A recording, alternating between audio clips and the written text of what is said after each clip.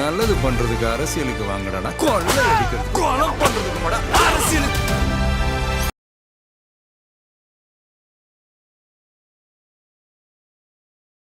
இன்றைக்கு C V Shanmugam தலைமையில் வெடித்திருக்கக்கூடிய இந்த கழகம் என்பது பவர் இல்லைன்னா என்ன நடக்குமோ அது நடக்குது. இந்த முறை பவர் இல்லாமல் அவங்களால இருக்க முடியாது. எழுதி வச்சுக்கோங்க, எந்த எல்லைக்கும் அவங்க போவாங்க. ஏன்னா இந்த தடவை பவர் இல்லைன்னா அடுத்த 5 வருஷம் பொறுத்து எலெக்ஷன் வரும்போது கண்டிப்பாக அவங்களால ஃபேஸ் பண்ண முடியாது. 27 சி வி சண்முகம் தரப்புக்கு, எடப்பாடி தரப்புக்கு 21 அப்படின்னா சபாநாயகர் என்ன முடிவு எடுப்பார்?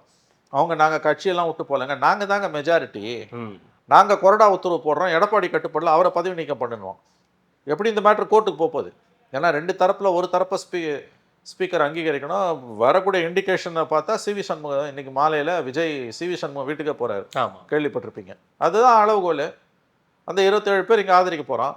ஓகே, கவர்மெண்ட் நாளைக்கு வந்து நோ கான்ஃபிடன்ஸ் மோஷனில் ஓட்டை போட்டு, எப்படி திமுக கவுக்க போகிறதில்ல, கவுக்க முடியாது, இவங்க 27 பேர் ஓட்டை போட்டான்னா முடிஞ்சு போச்சு கதை. திமுகவை நான் மட்டும்தான் எதிர்ப்பேன், வேறு எவனும் எதிர்க்க முடியாதுன்ற பொசிஷனுக்கு அவர் வந்துட்டாருங்க. அதுக்கேற்ற மாதிரி களமும் அவருக்கு வருது. இன்றைக்கி அவர் பின்னால் அதிமுகலேருந்து ஒரு கோஷ்டி பின்னால் போகுதுன்னா அவங்க தாவேக்காவை ஏற்றுக்கிறாங்க. திமுக எதிர்ப்பில் தாவேக்கா தாங்க உறுதியாக இருக்குது, எடப்பாடி இல்லைன்றாங்க. அது 27 30 எக்ஸ் நம்பர் பிரிஞ்சு வெளியில் வந்து விஜய் ஆதரிப்பது என்பது அதிகாரத்தில் பங்கு வேணும், அமைச்சர் பதவி வேணும், இதுக்கு தான் இதுக்கு தான். இதில் எந்த சந்தேகமும் வேணாம், தயவு செஞ்சு இதில் எந்த சந்தேகமும் வேணாம். ஒன்றும் கொள்கை வீரர்கள்லாம் கிடையாது, இதுதான் உண்மை. ஆனால் அவங்க சொல்லக்கூடிய அந்த காரணம், எடப்பாடி தன்னை முதலமைச்சராக திமுக முயற்சிக்கிறது எல்லோரும் ஏற்றுக்கொள்ள வேண்டும் என்று சொன்னது உண்மை. நானும் ஒரு அரசியல்வாதி தான். அது ஏங்க கட்சி ஆரம்பித்து 2 வருஷத்தில் அதிகாரத்தை பிடிச்ச ஒரு மாபெரும் சாதனையை சுதந்திர இந்திய வரலாறுல என்டி ராமராவுக்கு பிறகு அதை சாதித்த விஜய் அதை அவ்வளோ சீக்கிரம் இழந்துருவார், விட்டு கொடுத்துருவார் நீங்கள் நினைக்கிறீங்களா? அவர் ரொம்ப ஷார்ப்புங்க, அவர் ரொம்ப ரொம்ப ஷார்ப். திரும்ப அவசியமாக்கிறதுக்கு திமுக கடைசி நேரத்தில் வெள்ளிக்கிழமை நைட்டு முயற்சி பண்ணல. அந்த 2 இடதுசாரிகளையும் கொடுத்துட்டு 24 மணி நேரம் பொறுத்து கடிதத்தை கொடுக்க வேண்டிய அவசியம் திருமாவுக்கு என்ன வந்தது? இப்போ திருமாவும் தடம் மாறினார்ல, ஆசைப்பட்டார்ல, கொஞ்சம் பிறண்டுட்டார்ல.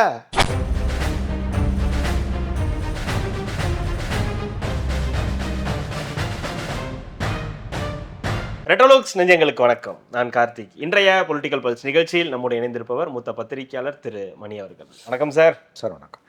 விஜய் அவர்கள் தாவேக்கா ஆட்சி அமைந்ததற்கு பிறகு நடக்கக்கூடிய சம்பவங்களை நம்ம பார்க்குறோம். தினம் தினம் வந்து பிரேக்கிங் நியூஸ் அப்படின்றது தான். இந்த பிரேக்கிங் நியூஸில் மிக முக்கியமானதாக மீண்டும் லைம் லைட்டுக்குள்ளார வந்திருக்கவங்க அதிமுக தான். அதிமுகவுடைய இந்த பிளவு அப்படின்றது பெரிய அளவுக்கு பேசப்பட்டுக்கிட்டு இருக்கு. 47 எம்எல்ஏக்கள் இருக்கக்கூடிய அதிமுகவில் 23 பேர் வந்து இந்த பக்கம் இபிஎஸ் அவர்களுக்கு ஆதரவாகவும், 24 பேர் வந்து சிவிஎஸ் அவர்களின் ஆதரவாகவும் வந்து இருக்காங்க அப்படின்றத பார்க்க முடியுது.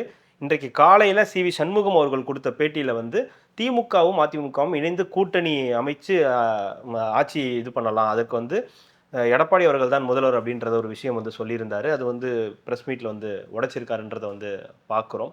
என்ன நடந்துக்கிட்டு இருக்கு? சட்டசபையில் பேசும்போது எடப்பாடி பழனிசாமி பேசுனதுக்கு பிறகு வேலுமணி அவர்களுக்கு ஒரு வாய்ப்பு வந்து கொடுக்கப்படுது. அடுத்ததாக நகர்ந்துட்டு இருக்கக்கூடிய நகர்வுகள் எப்படி இருக்குது சார்? அதிகாரம் இல்லைன்னா அதிமுகவில் என்ன நடக்குமோ அது இப்போ வந்து தப்பாமல் நடக்குது, தவறாமல் நடக்குது. 2-5 ஆண்டுகள் அவங்க அதிகாரம் இல்லாமல் இருந்ததே இல்லை. முதலாவது 5 ஆண்டிலேயே கட்சி உடைஞ்சது. ஓபிஎஸ் வெளியில் அனுப்பப்பட்டார். சிறையிலேருந்து வந்ததுடன் சசிகலாவுடன் உறவை அறுத்தார்கள். தேர்தலுக்கு நெருக்கத்தில் கொஞ்சம் பேர் கட்சியை விட்டு வெளியில் போனாங்க. அவங்க வரலாறு பூரா பார்த்திங்கன்னா 72லேருந்து இந்த 54 ஆண்டுகளில் அதிகாரம் இல்லாமல் அவங்க ஒரு 5 ஆண்டுகளுக்கு மேல் இருந்தது கிடையாது. அப்படி அதிகாரம் இல்லாமல் இருந்த அந்த 5 ஆண்டு காலத்துலேயும் கட்சி வந்து தவறாமல், தப்பாமல், பிறழாமல், பிசகாமல் உடைந்து தான் இருக்கிறது. அதிகாரம் இல்லைன்னா அந்த கட்சியை ஒரு கட்டுப்பாட்டுக்குள்ளே வைக்க முடியாது, ஒன்று. 2வது, ஒரு வசீகர தலைமை இல்லைன்னா அந்த கட்சி செயல்படவே முடியாது, அது தோல்வியை மட்டும்தான் சந்திக்கும்.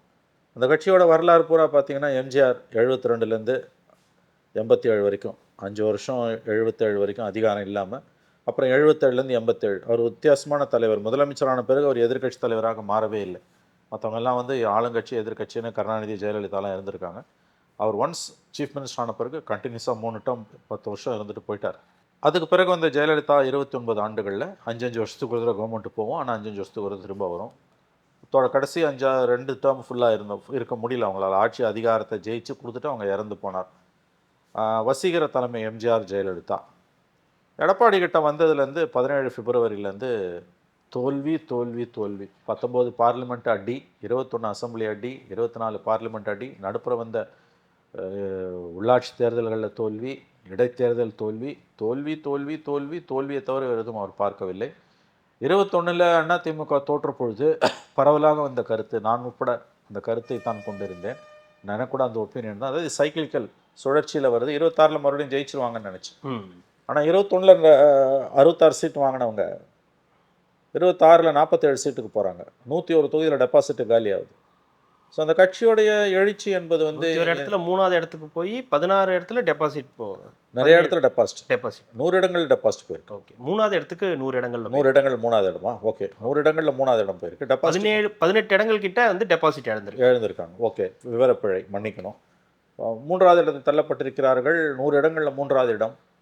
இது அசம்பிளிலையும் நடந்தது, பார்லிமெண்ட்லையும் நடந்தது. இப்போ 18 இடங்களில் டெபாசிட் போயிருக்குதுன்னு போது இவர்கள் எந்த அளவுக்கு வந்து கட்சி வந்து மீள முடியாத, மீள்வது கடினம் என்கின்ற நிலைக்கு தள்ளப்பட்டிருக்கிறார்கள். அதிகாரம் இல்லைன்னா அவங்களால இருக்க முடியாததுக்கு உதாரணம் இப்போ சி.வி. சண்முகம் தலைமையில் ஒரு குழு புறப்பட்டுருக்குது. அவங்க எவ்வளோ எம்எல்ஏ என்னன்னு தெரியல நமக்கு. 24 எம்எல்ஏக்கள் இது வரைக்கும் இருக்காங்க.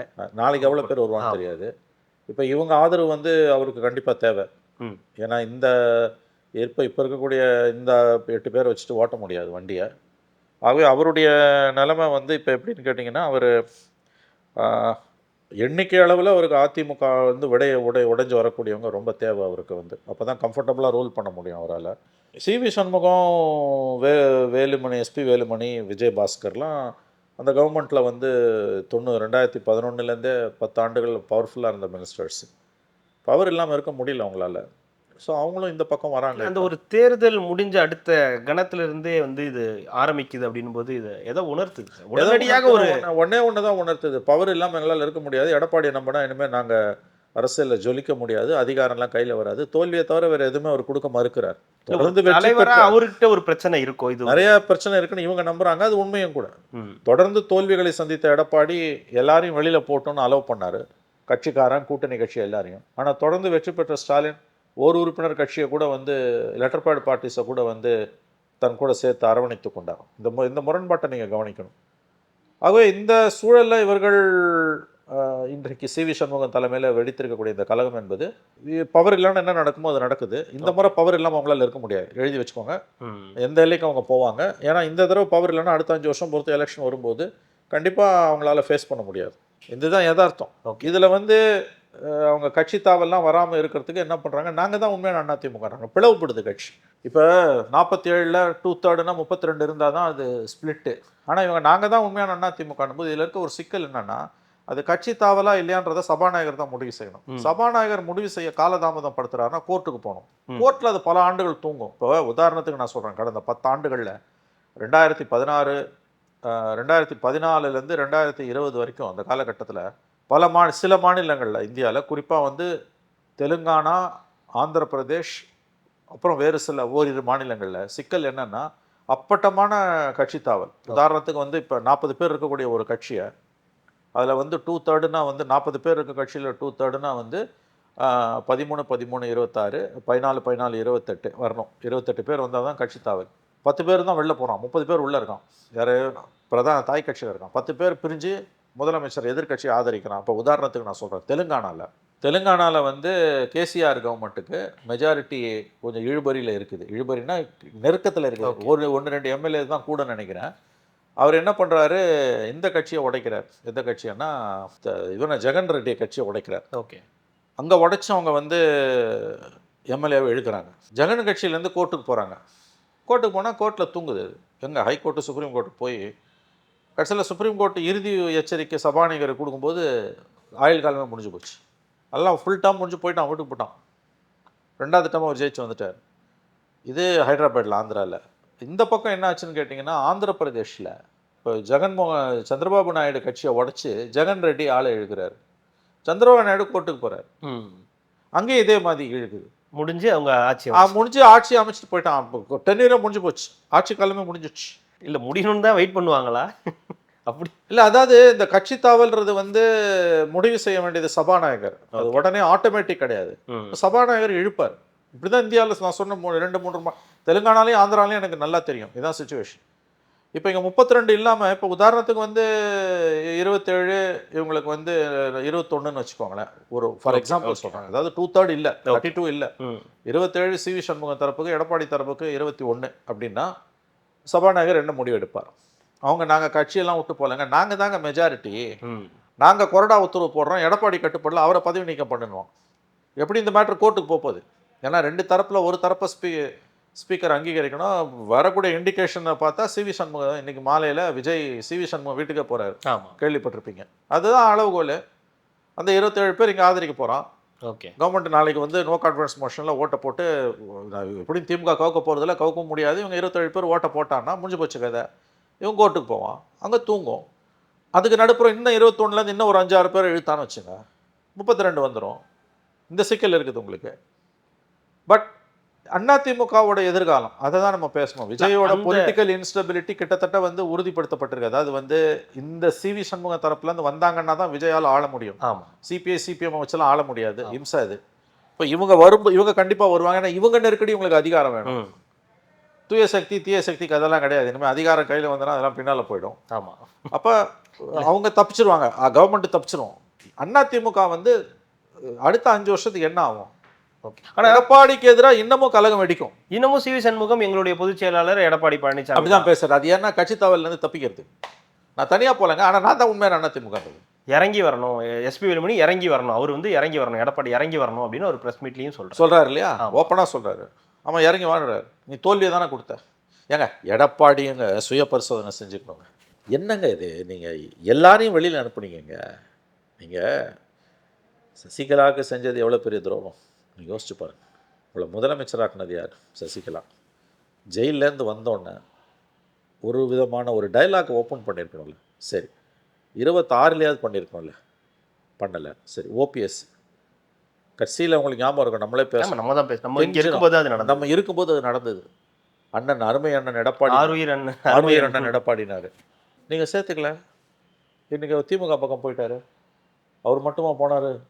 வைத்தியலிங்கம் போனார், மனோஜ் பாண்டியன் போனார். எல்லாம் ஜெயிச்சு அசம்பிளிக்குள்ளே டிஎம்கே எம்எல்ஏவாக வந்துட்டாங்க. இவர் என்ன பண்ணுறாரு? இவர் இன்னொன்று, விஜய் வந்து கண்டிப்பாக சிவி சண்முகத்தை தான் எடுத்துக்க போகிறான்றதுக்கு உதாரணம், நேற்று வந்து ஸ்டாலின், வைகோ, அன்புமணி, சீமானை சந்தித்தவர் இன்றைக்கி எங்கெங்கே போகிறாருன்னா, இன்றைக்கி ஐயுஎம்எல் ஆஃபீஸ் போகிறாரு, விசிகா ஆஃபீஸ் போகிறாரு, டிஎம்டிக்கு ஆஃபீஸ் போகிறாரு, காங்கிரஸ் ஆஃபீஸுக்கு போகிறாரு, சத்தியமூர்த்தி பவனுக்கு, கடைசியாக சிவி சண்முகத்தோட வீட்டுக்கு போகிறாரு. ஏன்னா சிவி சண்முகத்து வீட்டுக்கு போகும்போதே நம்ம புரிஞ்சுக்கலாம் இது இந்த பக்கம் தான் இந்த பக்கம் தான் அவர் வர, இவரை தான் தலைவராக அங்கீகரிக்க போகிறார். ஒரு முன்னாள் முதலமைச்சர் ஸ்டாலினை பார்க்குறீங்கன்னா அடுத்து நீங்கள் முதல்ல போக வேண்டியது எடப்பாடி வீட்டுக்கு தான். அப்புறம் தான் மற்றவங்க எல்லாரும் வீட்டுக்கும். நீங்கள் எல்லாரும் சீமான் வீட்டுக்கு போயிட்டு அப்புறம் எடப்பாடி வீட்டுக்கு போவீங்களா? எப்படி போவீங்க? அப்போ தெரிஞ்சு போச்சு அவர் ஏன்னா இந்த கவர்மெண்ட்டுக்கான நம்பர்ஸ் ஏடிஎம்கே கிட்ட மட்டும்தான் இருக்குது. ஏடிஎம்கே கொண்ட நெருக்கடி என்னென்னா, பதவி இல்லாமல் அவங்களால இருக்க முடியாது. இப்போ அதிகாரத்தில் நாங்கள் பங்கு பெற மாட்டோம், வெளியிலேருந்து ஆட்சி அமைக்க ஆதரிக்கிறோம்னு சிபிஐ சிபிஎம் விசிக சொல்கிற தைரியம் ஏடிஎம்கே வருமா? சத்தியமாக வராது. வாய் வார்த்தையாக வேணா இருக்கலாம், பவர் இல்லாமல் அவங்களால இருக்க முடியாது. ஆனால் அப்படி இப்போ ஒரு சிவி சண்முகம் தலைமையில் ஒரு ஏதோ ஒன்று பண்ண போகிறாரு, ஆதரவு கொடுக்க போகிறாங்கன்னா, ஏடிஎம்கேவோட இந்த ஈராவே கிட்டத்தட்ட கம்ப்ளீட் ஆகுது இல்லை? முடியும். தாவேக்காவுக்கு போய் ஆதரவு கொடுக்கும்போது அப்போ என்ன அர்த்தம்னா, ஏடிஎம்கேவை தாவேக்கா கபலீகரம் பண்ணுது, விழுங்குது. சார், திமுக எதிர்ப்பு தானே சார் அதிமுகவோட ஒரே கொள்கை, வேறு ஏதாவது கொள்கை இருக்குது அதுக்கு? அந்த எதிர்ப்பை இன்றைக்கி தாவேக்கா எடுத்துக்கிச்சு சார். தீய சக்தி தூய சக்தி அப்படின்னு சொல்லி ஒன்று திமுக ஒன்று தாவேக்கான்னு சொல்லி அதிமுக ஓட்டை அள்ளிட்டு போயிட்டார். அதிமுக ஓட்டை அள்ளினார், திமுக ஓட்டை ஓரளவுக்கு சுரண்டினார். அதில் தான் தாவேக்கா நிற்குது. இன்றைக்கி அதிமுகவை தாவேக்கா அக்செப்ட் பண்ணும்பொழுது அதிமுகவுக்கான இருப்பே இல்லாமல் போயிடுது. யூஎஸ்பி என்ன அதிமுகவுக்கு? Anti DMK. அதை அவர் எடுத்துக்கிட்டாரு. உங்கள் கட்சி ரெண்டாக உடையுது. திமுகவை நான் மட்டும்தான் எதிர்ப்பேன், வேறு எவனும் எதிர்க்க முடியாதுன்ற பொசிஷனுக்கு அவர் வந்துட்டாருங்க. அதுக்கேற்ற மாதிரி களமும் அவருக்கு வருது. இன்றைக்கி அவர் பின்னால் அதிமுகலேருந்து ஒரு கோஷ்டி பின்னால் போகுதுன்னா அவங்க தாவேக்காவை ஏற்றுக்கிறாங்க. திமுக எதிர்ப்பில் தாவேக்கா தாங்க உறுதியாக இருக்குது, எடப்பாடி இல்லைன்றாங்க. அப்போ ஆல்ரெடி தோல்விகளை மட்டுமே பரிசாக அதிமுகவுக்கு கொடுத்து கொண்டு இருக்கக்கூடிய எடப்பாடி மேலும் தன் செல்வாக்கை இழப்பார். அவருடைய வாக்கு வங்கி ஏற்கனவே கணிசமான அளவு தாவேக்காவுக்கு, அதாவது அவருடைய வாக்கு வங்கினா அவருடைய வாக்கு வங்கியில் அதிமுகவின் வாக்கு வங்கி கணிசமாக தாவேக்காவுக்கு போயிடுச்சு. இல்லை, ஒரு பொதுக்குழுவை கூட்டி அந்த இடத்துல ஒரு முடிவு செஞ்சு இதெல்லாம் இப்படி மாற்றணும், இல்லை தலைமையே மாற்றணும்னு ஒரு முடிவு எடுக்கலாம். அதுக்கு பிறகு அவங்களுக்கு ஒரு ஃபைட் கொடுக்கலாம், தாவேக்காவுக்கோ திமுகவுக்கோ ஒரு ஃபைட் கொடுக்கலான்றதை தாண்டி சரண்டர் ஆகுதுன்றது. இப்போ பொதுக்குழுலாம் கூட்டினா அங்கே வெட்டுக்குத்து நடக்கும். அதெல்லாம் கூட்டணும்னு சொல்லியிருக்காரு. அது சொல்லுவார் அவர். அப்படிதான் இங்கே கவர்மெண்ட்டை ஸ்டெபிலைஸ் பண்ணிட்டு கூட்டுவாங்க. இப்போ நாளைக்கு ஆதரவு கொடுத்து ஸ்டெபிலைஸ் பண்ணிவிட்டு மந்திரி சபையில் உடனே போகலாம், இல்லை ஒரு மாதம் போகிறதுக்கு கூட மந்திரி சபைக்கு போயிடுவாங்க கண்டிப்பாக. கொஞ்சம் அந்த சூடு அடங்கும் பொழுது பொதுக்குழுவை கூட்டுவாங்க. அப்போ வந்து கட்சி வந்து அங்கே தான் போதுன்னும் போது இன்றைக்கி 32 அவங்கக்கிட்ட இல்லைன்னு தெரியுது, 27 தான் இருக்கிற மாதிரி தெரியுது. அப்போ இந்த முறை ஆதரவை இன்றைக்கோ நாளைக்கோ விஜய்கிட்ட கொடுத்துட்டு கவர்மெண்ட் நாளைக்கு ஸ்டெபிலைஸ் ஆன பிறகு, நம்பிக்கை தீர்மானத்தில் ஜெயித்த பிறகு, அடுத்த ஒரு மாத காலத்துக்குள்ளே எடப்பாடி ஆதரிக்கிறவங்க மத்தியிலேயே வந்து ஒரு சலசலப்பு வரும். அதுலேருந்து இன்னும் 5 பேர் 6 பேர் உருவ பார்ப்பாங்க. கண்டிப்பாக அது நடக்கும். அப்போது தனியாக ஒரு இவங்க தான் எடப்பாடி பழனிசாமி இல்லாத அதிமுகவாக இருக்க போதா ஃபியூச்சரில்? அதை நோக்கி சி வி சண்முகம் நகர்த்துவார், வேலுமணி நகர்த்துவார், விஜயபாஸ்கர் நகர்த்துவார். உங்களுக்கு ஞாபகம் இருக்கா, பார்லிமெண்ட் எலெக்ஷன் முடிஞ்சோடனே 6 பேர் போய் அவரை பார்த்து சொன்னாங்க, ஞாபகம் இருக்கா? வேலுமணி, தங்கம் இல்லவே இல்லைன்னு மறுத்தாங்க. இல்லவே இல்லைன்னு மறுத்தாங்க. S P Velumani, Thangamani, C V Shanmugam, Jayabaskar, Sengottaiyan எல்லாம் போய் அவரை பார்த்து வலியுறுத்தினாங்க. செங்கோட்டையன் கூட அதுக்கு பிறகு அதை கன்ஃபார்ம் பண்ண, ஆமாம், வெளியில் வந்த பிறகு ஃபஸ்ட்டு வந்து இது ட்வீட்டாக போட்டது இவர் லக்ஷ்மணன் பத்திரிகையாளர், எஸ்பி லக்ஷ்மணன், பத்திரிகையாளர் எஸ்பி லக்ஷ்மணன் தான் அதை முதல்ல ட்வீட்டாக போட்டார். அதுக்கு தான் பத்தி எரிய ஆரம்பிச்சது. அன்னைக்கு ஆரம்பிச்சது இந்த சிக்கல். அவர் நான் யாரையும் சேர்த்துக்க மாட்டேன், யாரையும் சேர்த்துக்க மாட்டேன், யாரையும் சேர்த்துக்க மாட்டேன். கிட்டத்தட்ட அந்த 6 பேர் தான் இப்போ எல்லாமே எதிரெதிரில் இருக்கு. அந்த 6 பேர் தான் இன்னைக்கு எதிராக. செங்கோட்டையன் ஆளுங்கட்சி அமைச்சர் ஆகிட்டார். தங்கமணி இன்னைக்கு விஜய் தோத்துட்டாரு. தோத்ததால் அவர் அங்கே நிற்கிறாரு. இப்போ மற்றவங்க யார்? Sengottaiyan 1, C V Shanmugam 1, Velumani 1, Natham Viswanathan. அந்த டீம் தான் இன்னைக்கு இப்படியே நிற்குது.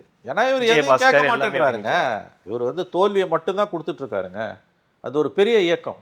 அந்த இயக்கத்துக்கு தோல்வியை மட்டும்தான் அவர் இது வரைக்கும் கொடுத்துக்கிட்டு இருக்காருன்னு போது அங்கே உள்ள எழக்கூடிய விமர்சனங்கள் வந்து தவிர்க்க முடியாதவை. அந்த கட்சி பவர் இல்லாமல் 2-5 ஆண்டுகளை இருந்ததே கிடையாது. இப்போ அடுத்து கார்த்தி நம்ம கவனிக்க வேண்டியது, இதில் மோடியின் ஆதரவு யாருக்கு, அல்லது அவர் வேடிக்கை பார்க்கிறார், அதில் தான் சார் கேள்வி. இப்போ பிஜேபி இல்லாமல் இந்த இதெல்லாம் நடக்குது பண்ண முடியாது. இந்த தைரியம் வேலுமணிக்கு, தங்கமணிக்கெலாம் வராது. எல்லாம் இவங்க மேலே ஏகப்பட்ட கேஸ்லாம் இருக்குது. இல்லைம்மா, அடிக்கடி நீங்கள் சொல்கிற ஒரு விஷயம், வெற்றி பெறுபவர்களை தான் மோடிக்கு பிடிக்கும், மோடிக்கு ஜெயிக்கிறவனு தான் பிடிக்கும். நீங்கள் தொடர்ந்து தோத்துக்கிட்டே இருந்தால் எப்படிங்க? அது யோசிச்சு பாருங்கள். நீங்கள் வென்று கொண்டே இருந்த கலைஞர் மரணத்துக்கு பிறகு வென்று கொண்டே இருந்த ஸ்டாலின் எல்லோரையும் அரவணைத்தார். ஜெயலலிதா மரணத்துக்கு பிறகு தோற்றுக்கொண்டே இருந்த எடப்பாடி எல்லோரையும் வெளியே அனுப்பினார். ஏங்க கட்சிக்காரன் மட்டும் இல்லைங்க, கூட்டணி கட்சிகளையும் வெளியில் அனுப்பினார்கள். ஏன் வந்து வேல்முருகனை கொண்டு வர முடியல உங்களால்? ஏன் வந்து கிருஷ்ணசாமியை கொண்டு வர முடியல? கூட இருந்த பிரேமலதா வெளியே பிரேமலதாவை ஏன் உங்களால், விஜயகாந்தை ஏன் உங்களால் வந்து தேமுதிகவை உங்களால் தக்க வைக்க முடியல? தோத்துக்கிட்டே இருக்கீங்க. உங்கள் கட்சிக்காரன் மட்டும் இல்லை, உங்கள் தோழமை கட்சிகளும் எல்லாரும் வெளியேறிக்கிட்டு இருக்காங்க. பாமகவை தவிர எல்லாரும் நீங்கள் வெளியில் ஏற்றிட்டு உட்காந்துருக்கீங்க இன்றைக்கி. அப்போ கட்சிக்குள்ளேயே உங்களுக்கான செல்வாக்கு என்பது உடைகிறது. கட்சியை பொறுத்த வரைக்கும் அவன் இந்த எம்எல்ஏஸால் அதிகாரம் இல்லாமல் இருக்க முடியாது. தொண்டர்கள் கணிசமான அளவு விஜய் பக்கம் நகர்ந்துட்டாங்க. இல்லை, இன்னொரு பக்கம் இன்னைக்கு ஒரு ப்ரெஸ் மீட்டில் சி வி சண்முகம் சொல்லும்போது திமுகவுடைய ஆதரவோடு வந்து நம்ம அதிமுக ஆட்சி அமைப்பதற்காக ஒரு இது வந்து சொன்னார், அது ஏற்றுக்கவே முடியல அப்படின்ற ஒரு விஷயத்தை போட்டு உடைக்கும்போது அப்போ எடப்பாடியோட அந்த ஒரு நம்பகத்தன்மையே பெரிய கேள்வி. ஆமாம், நேச்சுரலி கடந்த வாரம் 3 நாட்கள் அந்த செய்தி வந்தது. ஹிந்து ஆங்கில நாளிதழில் பேஜ் 1 வந்தது. திமுக ஆதரிக்க போகுதுன்னு. திமுக கிட்ட ஒன்றும் பெரிய கடினமான மறுப்பெல்லாம் வரலையா? சும்மா சாஃப்டாக டிகே சொல்லங்கன்னு மறுத்தாரு. ஸ்டாலின் மறுத்திருக்க வேண்டிய செய்தியா? அதுவும் கூட அவர் என்ன சொன்னார்னா, ஸ்டாலின் என்ன முடிவு இருக்கோ அதை நாங்கள் கட்டுப்போம் அப்படிதான் சொன்னார். வழவழா குழகுழான்னாரு.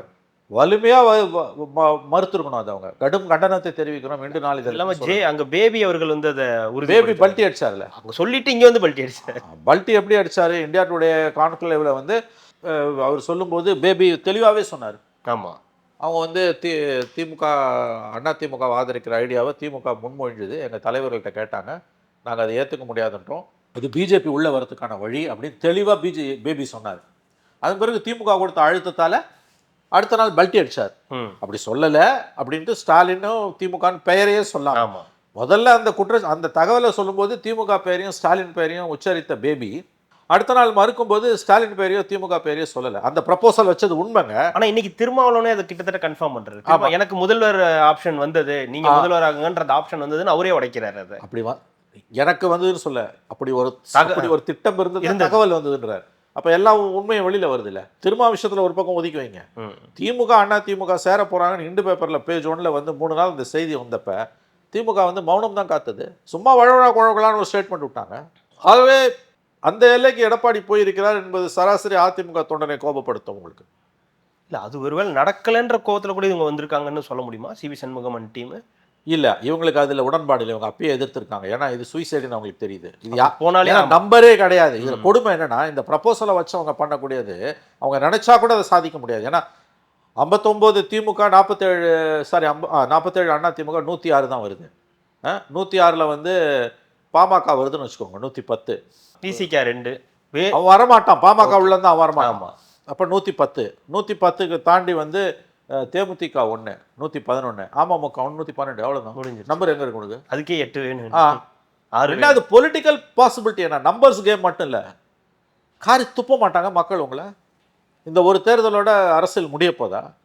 திமுக அண்ணா திமுக 2 பேருக்குமே இந்த அரசியல்ன்றது கான்செப்ட் ஜனநாயக தேர்தல். இந்த தேர்தலும் முடிஞ்சுன்னா இனிமேல் தமிழ்நாட்டில் மன்னர் ஆட்சி தான், இல்லை ராணுவ ஆட்சி தான், இனிமேல் தேர்தலே கிடையாதுன்ற லெவலுக்கு போக போகிறோமா? கிடையாது. 5 வருஷத்துக்கு ஒரு தடவை வர தேர்தல் இது. ஏதோ விளையாட்டு மாதிரி 4 ஓட போகுது. அப்போ இப்படிப்பட்ட ஒரு ப்ரப்போசலை வந்து எடப்பாடி கட்சியில் முன் வச்சிருக்காரு. இன்னொன்று நான் கேட்குறேன், 3 நாளாக அந்த செய்தி வந்து அது உண்மைன்றதுக்கு இன்னொரு உதாரணம் சொல்கிறேன். சிவி சண்முகம் உண்மைன்றதுக்கு நான் இன்னொரு உதாரணம் சொல்கிறேன். அந்த செய்தி 3 நாள் மெயின் ஸ்ட்ரீம் மீடியாவில் பற்றி எரிஞ்சுது. எடப்பாடி கிட்ட எந்த ரியாக்ஷனே இல்லை. மாறா ஏடிஎம்கேவோட புதுச்சேரி எம்எல்ஏ அன்பழகன் என்ன சொன்னார், அதில் என்ன தப்புனாரு? திமுக ஒரு 70 ஆண்டு கால இயக்கம், குளத்தூரில் ஸ்டாலின் தோத்தது செய்தி அறிஞ்சு எடப்பாடி வருத்தப்பட்டார்னாரு. இது எதுக்காக ஒரு பதில் சொன்னாரா? தம்பிதுரையும் கிட்டத்தட்ட அதே தானே. தம்பிதுரை என்ன சொன்னார்? நல்லதே நடக்கும், நான் மக்களின் மனநிலை அதிமுக ஆட்சி அமைக்கணும்ன்ற. அப்போ அதெல்லாம் நீங்கள் முயற்சி பண்ணியிருக்கீங்கல்ல, கேவலமாக இல்லை உங்களுக்கு? கார்த்தி தெளிவாக தெரிஞ்சுக்கோங்க. சிவி சண்முகம் தலைமையில் எஸ்பி வேலுமணி, விஜயபாஸ்கர் உள்ளிட்ட நத்தம் விஸ்வநாதன் உள்ளிட்ட ஒரு குழு, அது 27 30 எக்ஸ் நம்பர் பிரிஞ்சு வெளியில் வந்து விஜய் ஆதரிப்பது என்பது அதிகாரத்தில் பங்கு வேணும், அமைச்சர் பதவி வேணும், இதுக்கு தான். இதுக்கு தான். இதில் எந்த சந்தேகமும் வேணாம், தயவு செஞ்சு இதில் எந்த சந்தேகம் வேணாம். ஒன்றும் கொள்கை வீரர்கள்லாம் கிடையாது, இதுதான் உண்மை. ஆனால் அவங்க சொல்லக்கூடிய அந்த காரணம், எடப்பாடி தன்னை முதலமைச்சராக திமுக முயற்சிக்கிறது எல்லோரும் ஏற்றுக்கொள்ள வேண்டும் என்று சொன்னது உண்மை. இது 2ம் உண்மை. இவங்க ஒன்றும் கொள்கை தங்கங்கள் கிடையாது. இன்றைக்கி இவங்களுக்கு அதிகாரம் வேணும், இவங்க எடப்பாடிக்கு எதிராக கலர்ந்து எழுந்து வராங்க. ஆனால் எடப்பாடி வந்து திமுக ஆதரவோட சிஎம் ஆக ஆசைப்பட்டார் என்பது 100% உண்மை. ஆனால் அப்படி ஒரு நிலை வரும்போது, இப்போ ஒருவேளை இப்போ எடப்பாடி தலைமையே இல்லைன்னு நம்ம முடிவு பண்ணிட்டா கூட, இவங்க போய் இணையும் போது அந்த அதிமுகவோட ஸ்பேஸே அங்கே இருக்காது. மொத்தமாக தான் தாவேகா என்ன பண்ணுவாங்க, தாவேகான்னு போக மாட்டாங்க, அதிமுக கூட்டணி ஆட்சின்னு போவாங்க. கொஞ்ச நாள் அவர் விழுங்குவார். அவர் கொஞ்ச நாள் இதை விழுங்குவார், விஜய் அதை விழுங்குவார். ஆல்ரெடி இவங்க வாக்கு வாங்கி தாவேகாக்கு போயிடுச்சுங்க. ஓகே, அதனால தாங்க இவ்வளோ பெரிய வெற்றி. இல்லாட்டி சாதாரணமாக ஜெயிச்சிருக்க முடியாது. இவ்வளோ பெரிய வெற்றி அதில் தான் வருது உங்களுக்கு. அதனால் இந்த கவர்மெண்ட்டுக்கான ஸ்திரத்தன்மை என்பது நம்பர்ஸ் அங்கேருந்து தான் வரும். அது வருது. இப்போ அது என்ன நடக்க போகுது நமக்கு தெரியல. இன்றைக்கி வந்து 5 கட்சி தலைவர்களை போய் பார்க்குறாரு. அதில் கடைசியாக அவர் சிவி சண்முகத்துக்கு வீட்டுக்கு போகிறாரு. சார், எடப்பாடியை சந்தித்தவர், ஸ்டாலினை சந்தித்தவர் அடுத்து எடப்பாடி தானே சந்திச்சிருக்கோம். நேற்றே பார்த்துருக்கணும்ல. சீமானை பார்த்துட்டு அவர் கடைசியாக நேற்று வீட்டுக்கு போயிட்டார். இன்றைக்கி வந்து ஐயுஎம்எல், விசிகே, டிஎம்டிகே, காங்கிரஸ், கடைசியாக சிவி சண்முகம். எங்கேருந்து சிவி சண்முகம் உள்ளே வராரு? இல்லை ரைட் ஆர் ராங் தாண்டி பொலிட்டிக்கல் மூவ்ன்றதை எப்படி பார்க்குறீங்க? சிவி சண்முகத்தை போய் பார்க்குற அந்த பொலிட்டிக்கல் மூவ்ன்றதை. எனக்கு வந்து எம்எல்ஏஸ் தேவை. நானும் ஒரு பொலிட்டிக்கல் பார்ட்டி தான், நானும் ஒரு அரசியல்வாதி தான். அது ஏங்க, கட்சி ஆரம்பித்து 2 வருஷத்தில் அதிகாரத்தை பிடிச்ச ஒரு மாபெரும் சாதனையை சுதந்திர இந்திய வரலாறுல என்டி ராமராவுக்கு பிறகு அதை சாதித்த விஜய் அதை அவ்வளோ சீக்கிரம் எழுந்துருவார், விட்டு கொடுத்துருவார் நீங்கள் நினைக்கிறீங்களா? அவர் ரொம்ப ஷார்ப்புங்க. அவர் ரொம்ப ஷார்ப். அவரை குறைத்து மதிப்பிடுபவர்கள் வந்து ஏமாந்து போவார்கள். அதிகாரம் கையை விட்டு போயிடாமல் இருக்கணும்னா என்ன செய்யணுமோ அதை அவர் செய்வார். தூய சக்தி, தீய சக்தி, கொள்கை இதெல்லாம் ஒரு பக்கம் வாரமாக வைங்க. அதிகாரத்தை தக்க வைத்துக் கொள்வது தேர்தலுக்கா ஒரு சராசரி அரசியல்வாதி தான். அதுக்கு சரியான உதாரணம் சிவி சண்முகம் வீட்டுக்கு போகிறது. ஒரு விதத்தில் இது இம்மாரல் பாலிடிக்ஸ் தான். அதிமுக திமுக 2 பேரும் வேணாம்னு சொல்லிட்டு திமுக ஆதரவில், தீய சக்தி திமுக ஆதரவில் ஜெயிச்சவங்களை கூட்டினு வந்து நீங்கள் ஆதரவு வாங்கிக்கிறீங்க.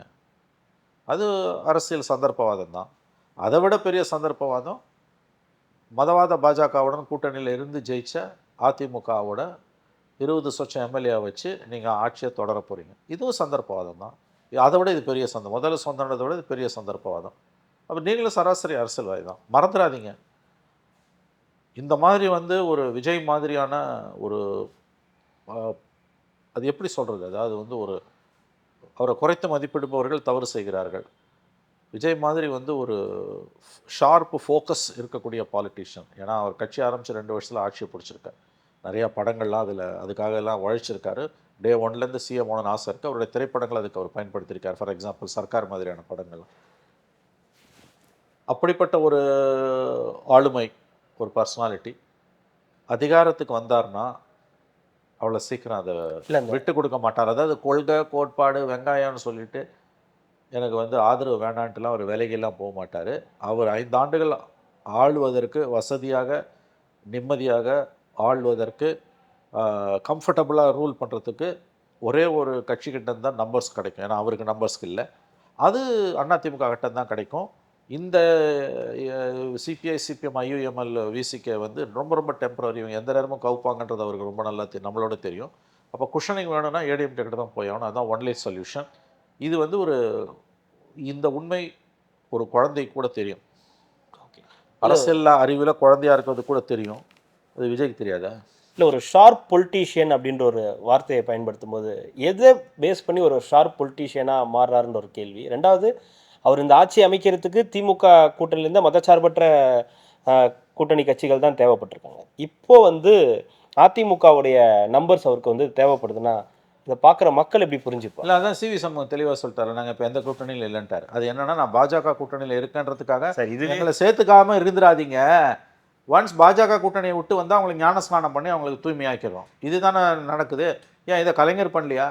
திமுக பண்ணலையா? இதை தேமுதிகவை எதுக்கு இழுத்துன்னு வந்தீங்க? முந்தா நாள் வரைக்கும் ஈஷா மையத்தில் இருந்த பிரேமலதா அழைச்சிட்டு வந்து தானே நீங்கள் வந்து கூட்டணி வச்சிங்க. இந்தியா பூரா எல்லா கட்சிகளும் செய்கிறது, கம்யூனிஸ்ட்டுகள் செய்கிறது. 99 ஏப்ரல்லேருந்து 2003 டிசம்பர் வரைக்கும் பிஜேபி ஆட்சியில் வளமான இலாக்காக்களை நன்றாக அனுபவித்து தங்களை வசதியாக்கி கொண்ட திமுக, வசதியாக்கி கொண்டவர்கள் டிசம்பரில் வெளியில் வந்துட்டு 2004 பிப்ரவரியில் அறிவாலயத்தில் சோனியா காந்தியும் கலைஞரும் கை குலுக்கி திமுக கூட்டணி காங்கிரஸ் கூட்டணியில் போய் 9 வருஷம் அதிகாரத்தில் இல்லையா? அப்போ எல்லாரும் பண்ணுறது தான் சிவி சண்முகம் பண்ணுறாரு. அந்த அளவுக்குள்ள வைக்காதீங்க. இது சந்தர்ப்பவாதம். சந்தர்ப்பவாதம் தான். பிஜேபி ஆங்களை கொண்டு வந்து அது மதவாதமான அதை ஒத்துக்க முடியாது என்னால். ஏன்னு கேட்டிங்கன்னா, இதை எல்லாரும் பண்ணுறோம். பிஜேபியோடையும் இருப்போம், இங்கேயும் நான் இருப்போம்னா அது தப்பு. அவர் தான் சொல்றாரு, பிஜேபியோட நாங்கள் இல்லை, எந்த கூட்டணியும் நாங்கள் இல்லை. அதாவது இன்னைக்கு ரொம்ப தெளிவாக பாதையை திறந்து. அதுதான் சார் குழப்பமா இருக்கு. அதை சொல்ல வேண்டியது இப்போ சிவி சண்முகம் சொல்றாரு. ஆனால் பொதுச் செயலாளர் எடப்பாடி அந்த முடிவை இவர் எடுக்கிறாரு. அது எடப்பாடி தான் எதுவுமே சொல்றது இல்லையா? ஆமாம், முன்னெல்லாம் பிரசஸ் இப்போ முடியாது, அதுவும் எல்லாம் போயிட்டார் அவர். அதாவது விஜய்க்கு ஆதரவு கொடுப்பதற்கு தேவையான எல்லா அரசியல் பாதைகளையும் இன்னைக்கு சிவி சண்முகம் திறந்து வைத்து விட்டார். அதில் ஒரே ஒரு கேள்வி தான் சார். அது எடப்பாடியை வச்சே தாவேக்காவுக்கு ஆதரவுன்ற அந்த இடத்துக்கு ஏன் நகர முடியும்? இல்லை, அவர் ஒத்துக்க மாட்டேன்றார். இன்னமும் அதுக்கு அந்த எப்படி அவர் சிஎம் இருந்துட்டு புதுசாக வந்தவருக்கு எப்படி ஆதரவு கொடுப்பார்? வெளியிலேருந்து இவங்க பதவியேற்பு விழாக்கு ஸ்டாலினும் எடப்பாடி ஏன் சார் போல? அவங்களுக்குலாம் முறையான அழைப்பு கொடுக்கப்பட்டது. அதெல்லாம் கொடுக்காமலாம் ஒன்று இருந்திருக்க மாட்டாங்க. புரோட்டோகால் டிபார்ட்மெண்ட் அதெல்லாம் ப்ராப்பராக பண்ணியிருப்பாங்க. வரல. ஏன் போல? ஸ்டாலினும் போல, எடப்பாடியும் போல. அந்த பெருந்தன்மை இல்லை. நயினார் நாகேந்திரன் கூட வந்தார், அவர் போனார். ஆனால் அவர் வந்து ஸ்டாலினை போய் பார்த்து ஒரு கல்ச்சரை உருவாக்குறாரு. அது நல்லது, அது ஆரோக்கியமானது. இன்றைக்கி குட்டி குட்டி கட்சிகள் எல்லாம் போயிட்டாரு. இன்றைக்கி சிவி சண்முகம் இத்தனை பேரில் சிவி சண்முகம் வீட்டுக்கு போகிறது தான் உங்களுக்கு முக்கியம். இதில் இன்னொரு கேள்வி, கர்மா இஸ் பூமராங் அப்படின்ற ஒரு இடத்துக்கு எடப்பாடி நகர்றாரா? ஏன்னா ஓபிஎஸ்க்கு ஒரு நிலை இருந்துச்சு, வாட்டர் பாட்டில் தான் தூக்கி அடித்தாங்க, வெளியே போனாங்க, அப்போ ஒரு பெரிய தலைவராக உருவானார். கடைசியாக நடந்த பொதுக்குழு கூட்டத்தில் கூட வந்து சிவி சண்முகம் தான் வந்து சீரியஸாக பேசினார். நாங்களாம் அங்கே போய்டுவோம் இங்கே போய்டுவோம்னு சொன்னீங்களேடா, நாங்கள் எங்கடா போனோம் அப்படின்னு அவர் தான் ஃபஸ்ட்டு ஆரம்பித்தார். அப்படி ஒரு இடத்துல இருந்து இன்னைக்கு பொதுக்குழுவை கூட்டுங்கன்னு சிவி சண்முகம் சொல்கிறாரு. அந்த இடத்துக்கு அவங்களாம் நகர்றாங்கன்னு போது அந்த கர்மான்றது இங்கே ஒர்க் ஆகுதா? பதவிப்படுத்தும் பாடு தமிழ்நாட்டோட கர்மா. அதிமுகவோட கர்மா அது எகட கட்டு போட்ட நம்ம கவலை கிடையாது. தமிழ்நாட்டோட கர்மா இது. தூய சக்தி தீய சக்தின்னு சொல்லிட்டு விஜய் அந்த தீய சக்தி ஆதரவில் அவர் பாஷையில் சொன்னான், நான் சொல்லலை. அவரோட பாஷையில் சொன்னால் தீய சக்தின்னு சொன்ன திமுகவோட ஆதரவில் ஜெயிச்சவங்களை வச்சு தான் உங்கள் வண்டி ஓடுது. பாசிச பாஜகன்னு மூச்சுக்கு 300 தடவை சொல்லி கொள்கை எதிரின்னு சொன்ன பாஜகவோட கூட்டணி சேர்ந்து ஜெயிச்ச அதிமுக உடச்சி தான் இன்றைக்கி நீங்கள் உங்கள் கவர்மெண்ட்டை காப்பாற்றிக்க போகிறீங்க, 5 வருஷம் ஆள போகிறீங்க. இதான் அரசியல், இதான் சாக்கடை. இது அரசியல் என்பது ஒரு சாக்கடை. இவ்வளவுதான் அரசியல் என்பது அயோக்கியர்களின் கடைசி புகலிடம்னு சாமுவல் ஜான்சன் சொன்னார். இன்னைக்கு யார்? மிகப்பெரிய வரலாற்று ஆங்கில அறிஞர், டிக்ஷனரியை தொகுத்தார. நம்ம பார்க்குற டிக்ஷனரி இருக்குல்ல, ஆங்கில அகராதி, அதை உருவாக்கியவர் அவர் தான். Politics is the last resort of scoundrels. அரசியல் என்பது அயோக்கியர்களின் கடைசி புகலிடம்னாரு. இன்றைக்கி முதல் புகலிடமாக இருக்குது. இது முதலும் முற்றுமான புகலிடம். யாருக்கும் விவஸ்தை கிடையாது கார்த்தி.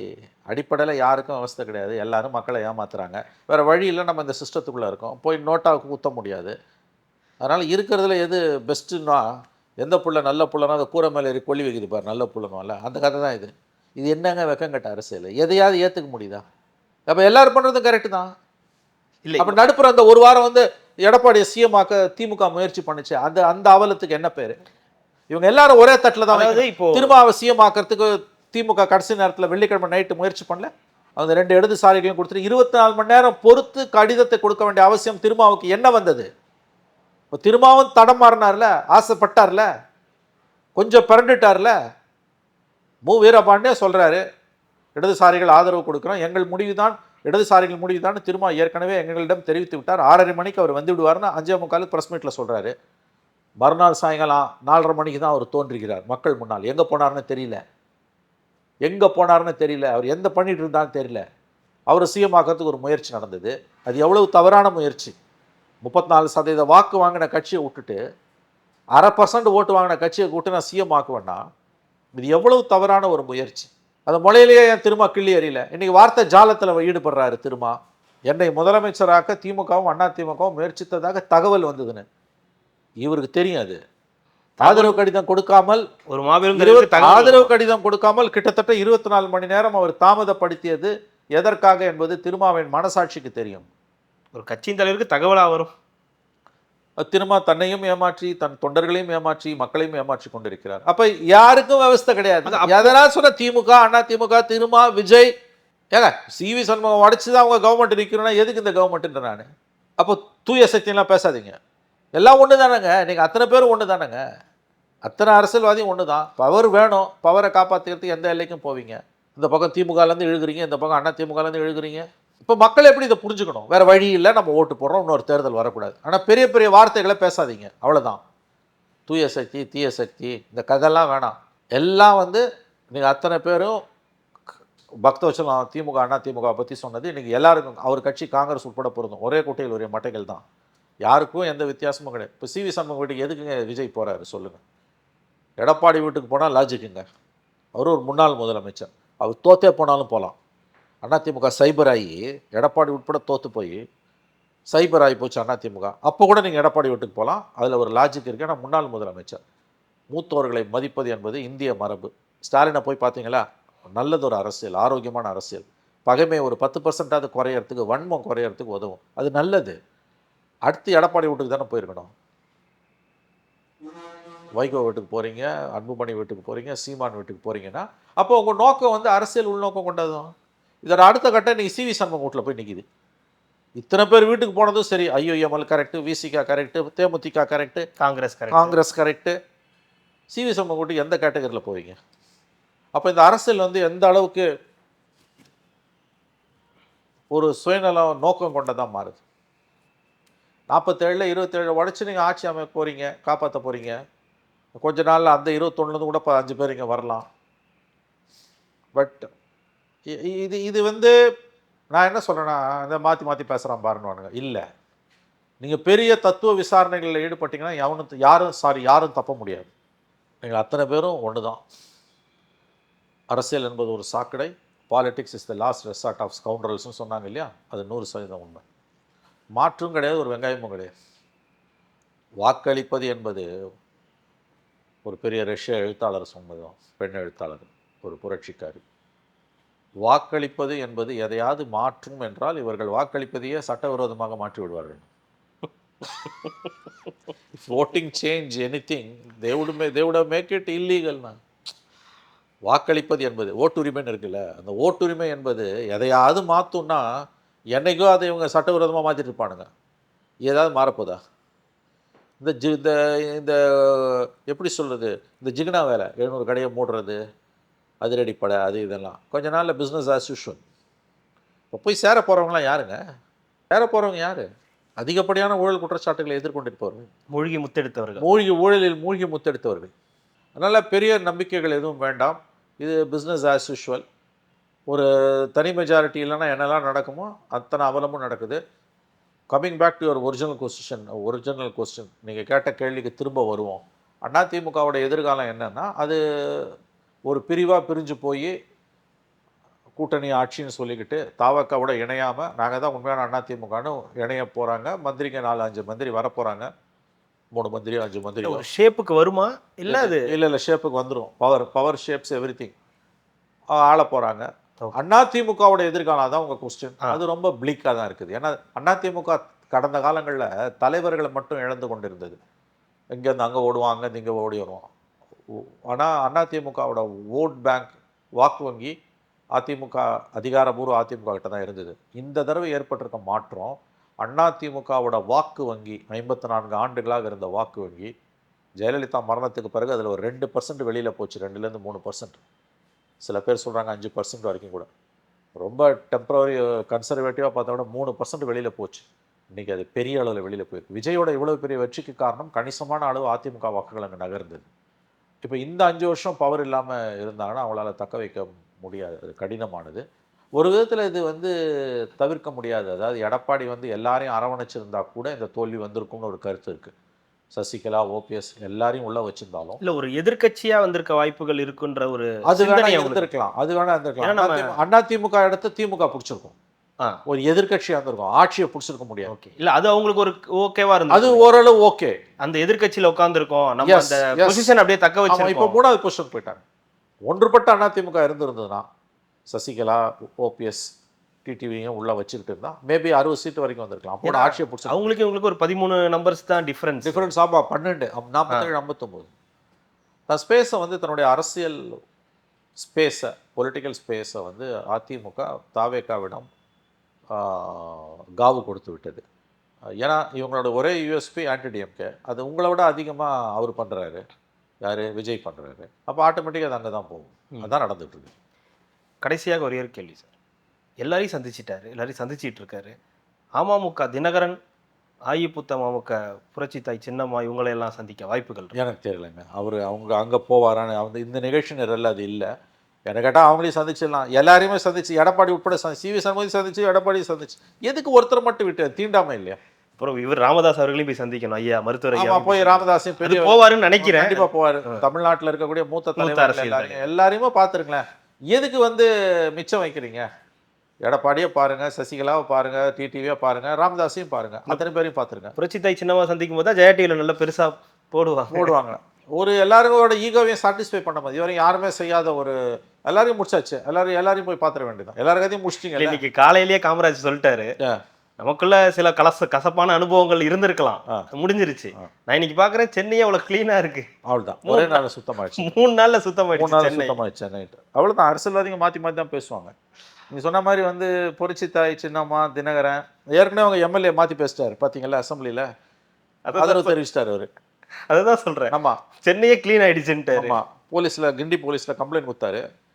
இப்போ அதை வாபஸ் சார் ரொம்ப சூப்பராக தான் ஆரம்பிச்சாரு. ரொம்ப கசப்பான அனுபவங்கள் நமக்குள்ள இந்த 3 நாள்ல இருந்திருக்கலாம். ஆனாலும் அதெல்லாம் மறந்துட்டு இப்போ பார்த்தா அவர் எடுத்த இந்த 3 கையெழுத்து அருமையான கையெழுத்து போட்டிருக்காரு. சென்னை பார்க்குற அவ்வளோ சுத்தமாக கிளீனாக இருக்கு. ஒரு பிரச்சனை கிளீன் ஆயிடுச்சு. அரசியல்வாதிகள் இப்படித்தான். கண்டிப்பாக சார். அடுத்தடுத்த நிகழ்வுகளை தொடர்ந்து பேசலாம். மிக மகிழ்ச்சி. நன்றி. மக்களுக்கு நல்லது பண்றதுக்கு அரசியலுக்கு வாங்கடா. கொலை அடிக்கிறது, கொலை பண்றதுக்கு அரசியலுக்கு